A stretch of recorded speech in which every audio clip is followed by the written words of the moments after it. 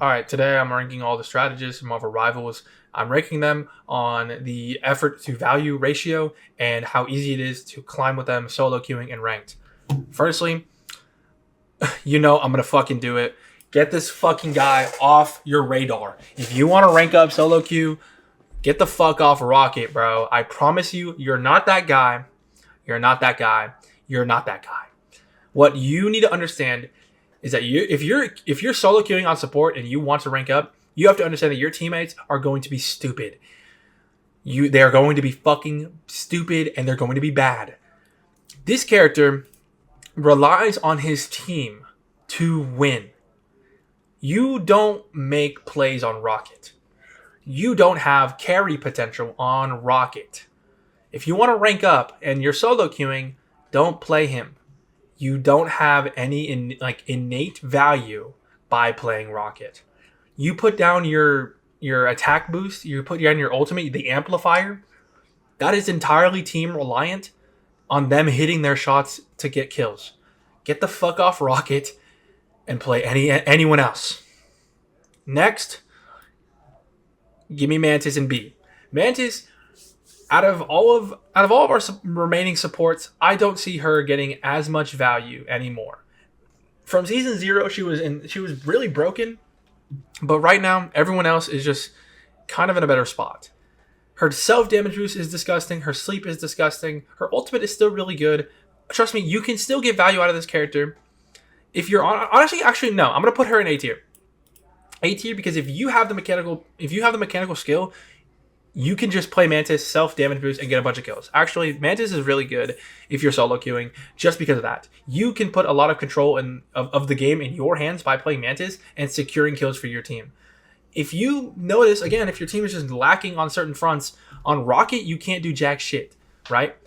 You have to just watch your DPS not get kills and then lose. On Mantis, you can either keep a damage boost on them to maybe hope they get kills, or you can just damage boost yourself and get those kills yourself.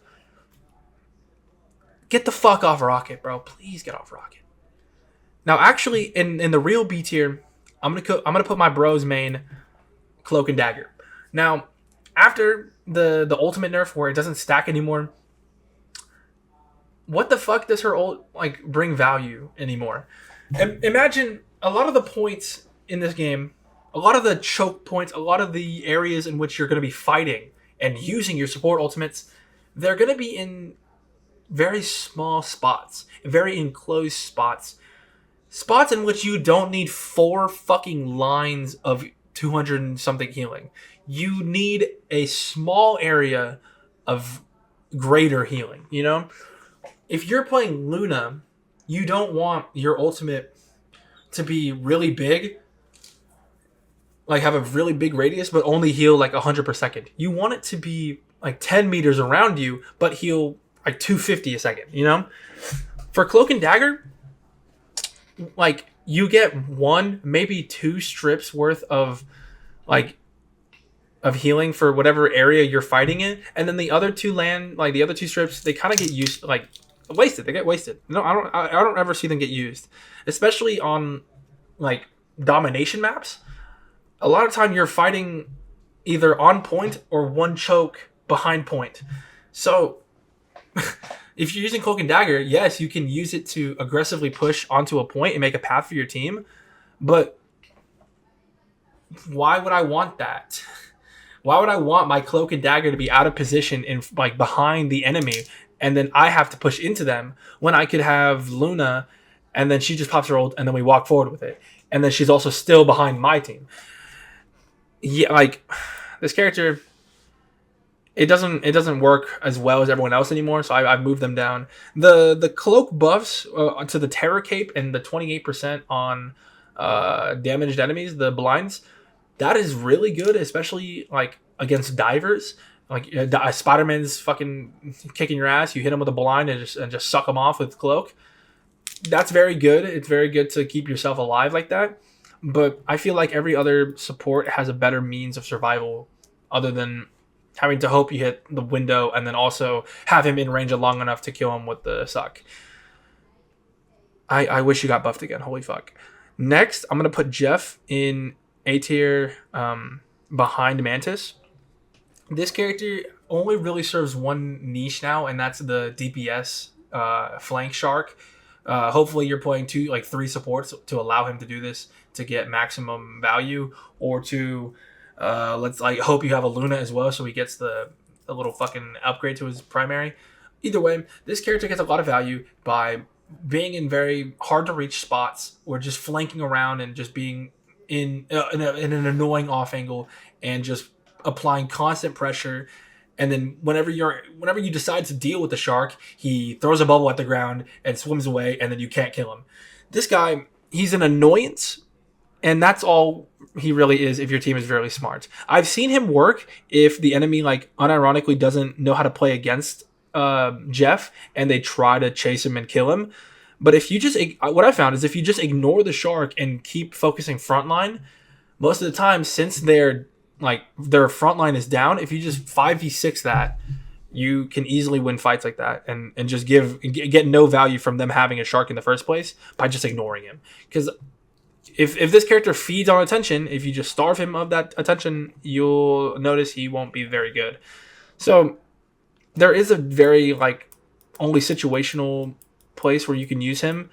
But if when he does work, he really works. There are times where if your team just isn't playing against him correctly, and they're running around and making it a constant 3v5 for the enemy because they're too busy chasing a fucking shark, his distraction potential is through the roof, and he carries games like that. Otherwise, he's really bad. Next, I'm going to put Adam Warlock. This guy, damage buff was crazy. The Soul Bond is already crazy. The team up with Mantis and Star-Lord is crazy.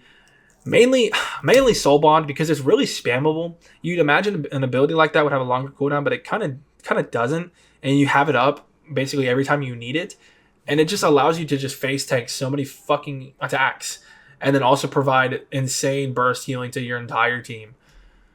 This guy, people were clowning on him. They said he was a worse support at season 0, and they gave him 1 micro buff to his damage, and now he's considered the best. Next, give me Loki. This guy, he does everything you want. You want damage, he does it. You want healing, he does it. You want sneaky bullshit plays, he does it. You want even more fucking Luna ults at the same time, he does it. This guy does literally fucking everything. You want him to also not die all game, he does it. His survivability is insane. His value is insane. It's hard to get into the groove of playing Loki, but once you get it, you get it. A lot of his value from his ultimate does come from copying your own teams, like Luna ultimate, or your Mantis ult, or your Cloak and Dagger. Giving yourself another support ult to drag out fights to a degree in which you can win them. Because if you pop Luna ult, enemy pops Luna ult, sure, for 12 seconds, the game isn't really going. Everyone's dancing around to the music. But when these 12 seconds are up, if your Loki can clone your Luna Snow and then bring another dance on, you have 12 seconds of invulnerability, and the enemy has nothing to respond to it with. That's how you win fights, But this character, so good. So good. Learn how to play him. He's not that hard. He's just a little quirky. And obviously, guys, if you want to carry your games, if you want to load in and just carry your games, go Luna Snow. Luna Snow has great damage. She has great healing. She works really well in a lot of different comps. She's really good with dive. She's really good against dive. She's really good in a brawl with her shift. She's really good at keeping herself alive with her right click. She does everything. Also, her dash, her 1 second, her skates after a second of not doing anything, one of the best movement abilities in the game. I promise you. If you just want to sit there and ace every game and carry your teammates to victory, play Luna Snow. This character is fucking busted. Your ultimate is busted. Your movement is busted. Your damage is busted. Your healing is busted. People don't understand, bro. People do not understand. The carry potential on Luna is crazy.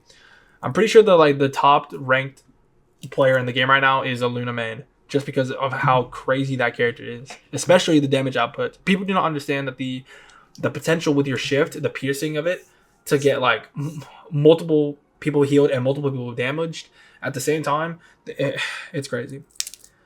Thank you. Like and subscribe. LOL.